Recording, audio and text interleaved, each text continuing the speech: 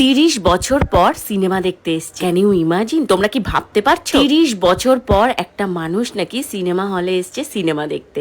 হ্যাঁ, আর কেউ না, উনি হচ্ছেন আমার শাশুড়ি মা, যে কি গত 30 বছরেও নাকি একটা সিনেমা দেখেনি। আজকে 30 বছর পর তাকে নিয়ে আমরা এসেছি সিনেমা দেখতে। দুপুরবেলা যখন তাকে বললাম যে মা চলো আজকে গিয়ে তাহলে আমরা একটা সিনেমা দেখে আসি, আজকে আর কোথাও ঘুরতে যাওয়ার মন নেই। কারণ হচ্ছে বাইরে এতটাই গরম পড়েছে আর হচ্ছে রাস্তায় এতটাই ভিড়। সত্যি কথা বলতে আর ঠাকুর দেখার ইচ্ছা নেই। ঠাকুর যা দেখার দেখে নিয়েছি। আবার দশমীর পর যদি পারি দশমীর দিন দেখতে যাব। আর মা গাড়িতে বসে আমাদেরকে বলছে যে 30 বছর পর নাকি মা সিনেমা দেখছে। মাকে নিয়ে আজকে সিনেমা দেখতে এসছি। আজকে সত্যি খুব ভালো লাগছে যে 30টা বছর পর আমরা চারজন মিলে, মানে আমি আর স্বর্ণ তো সবসময় দেখি, যেই মুভি আসে আমরা দেখার চেষ্টা করি, কারণ মুভি দেখতে আমরা দুজনই খুবই ভালোবাসি। সবার মুভি, সব রকম মুভি। তো এখানে মুভি দেখতে ঢুকেই আগে আমি চলে গেছি কাউন্টারে, মানে খাবারের কাউন্টারে। তোমরা তো ভালো করেই জানো যে আমি যখন মুভি দেখতে যাব শুধু মুখে কখনোই আমি মুভি দেখবো না। নয় একটুখানি পপকর্ন নেবো, নয় একটুখানি পাপড়ি চাট নেবো। তো আজকে সেরকমই নিয়ে নিয়েছি, তার কোনো অন্যথা হয়নি। আমি এখানে দেখছিলাম পপকর্নের কোন সাইজটা নেবো। পপকর্নের আমি একটা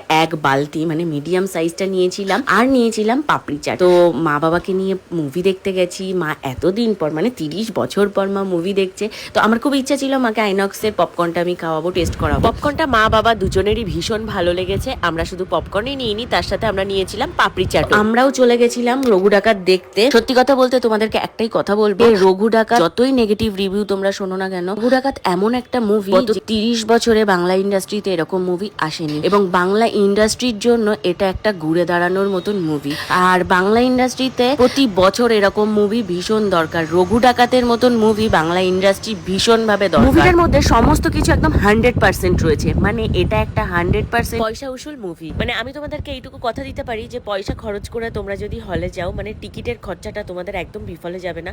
মুভিটা তোমাদের সববারই ভীষণ ভালো লাগে। তোমরা অনেকেই জানি রঘু ডাকাত ইতিমধ্যে দেখে নিয়েছো, আবার অনেকেই দেখোনি, কারণ নেগেটিভ অনেক রিভিউ চলে এসেছে মার্কেটে। নেগেটিভ রিভিউয়ে কেউ কান দিও না। আমরাও প্রথমে নেগেটিভ রিভিউ শুনে আমরাও ভেবেছিলাম মুভিটা দেখবো না, কিন্তু তারপর জানি না কি মনে হলো, ভাবলাম যতই খারাপ হোক যাই একবার গিয়ে মুভিটা অন্তত দেখে আসি। হ্যাঁ, আমি কিন্তু দেবদার ভক্ত নই, কিন্তু এই মুভিটা দেখার পর আমার একটাই কথা মনে হয়েছে, গত 30 বছরে কিন্তু রঘু ডাকাতের মতন মুভি করার কথা কেউ ভাবেনি। সবাই দারুণ দুর্দান্ত অ্যাক্টিং করেছে, প্রত্যেকের 100% দিয়ে কাজ করেছে, কেউ কারোর থেকে কম নয়। এখানে সবাইকে টক্কর দিয়ে কাজ করেছে। আমি জানি না মার্কেটে কেন এত নেগেটিভ রিভিউ ছড়িয়ে পড়েছে, তবে আমার মুভিটা পার্সোনালি ভীষণ ভালো লেগেছে। আমার কথা শুনে যদি তোমরাও একবার যাও, আশা করছি তোমাদেরও ভালো লাগবে। একদম সম্পূর্ণ মাস কমার্শিয়াল একটা মুভি। যারা এই ধরনের মুভি দেখতে পছন্দ করো তারা একদম বিমুখ হয়ে বাড়ি ফিরবে না, খুবই ভালো লাগবে। এবং লাস্ট একটাই কথা বলবো, বাংলা ইন্ডাস্ট্রির জন্য এইরকম মুভি আরো বেশি দরকার। আমার পুজো তো এইভাবেই কাটছে। তোমরা পুজোয় কে কি করছো, কিভাবে কাটাচ্ছ, অবশ্যই কমেন্ট করে জানাও।